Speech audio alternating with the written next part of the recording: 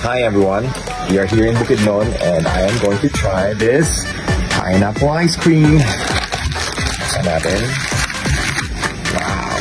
So, ito talagang fresh pineapple fruit and frozen. Ang tigas niya, super tigas.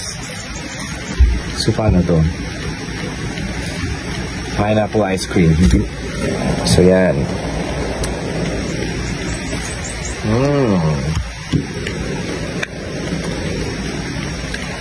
Oh, wow. So, ang tagal ko nang pumupunta ng Bukidnon pero first time kong tikman ito. Parang bago lang din po sila eh. And nag-viral itong pineapple ice cream dito sa Bukidnon.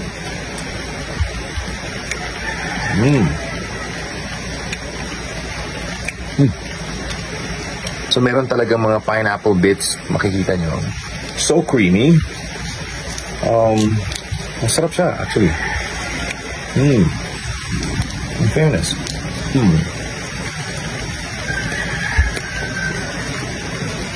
So sa side niya, meron pa talagang pineapple na iwan. Ayan. And talagang malasahan mo yung pure pineapple, which is good. Hindi siya maasim.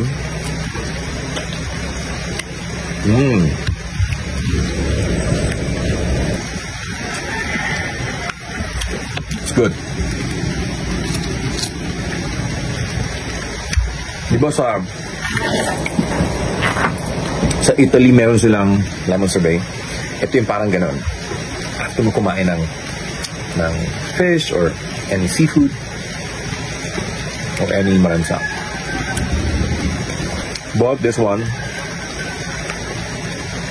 my milk or my dairy. Galing lang ng idea nito.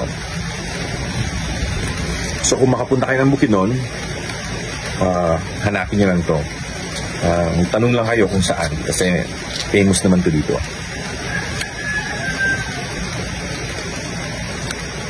Muusok pa siya.